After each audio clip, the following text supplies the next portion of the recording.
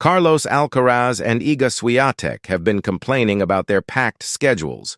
Carlos Alcaraz, Iga Swiatek, and other players have been branded soft and spoiled for complaining about the tight nature of the tennis calendar.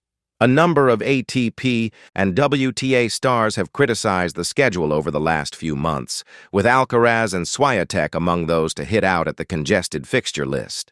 Other players have pointed the finger at things like balls, surfaces, and umpires, leading Anastasia Potapova to issue a reminder of the privileged position they find themselves in. "I think that some players have become too soft and spoiled," she told Russian journalist Sofia Tartakova. "There are things that make the tour more difficult. But on the other hand, I also had moments when I wasn't happy with my life, when I felt like I couldn't stay on tour anymore.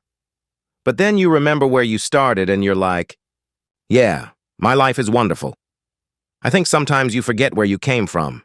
We really live in our own world and it really is tough at times, but any professional sport is tough. It requires a lot of work, sacrifice, it's a lot of pressure. Both mental and physical, it's tough, but that's not the worst life a person can have. I think at some point you need to know how to stop, look around you, and remember how things used to be. See how things are now and what they could be in the future, and simply thank destiny for where you are now."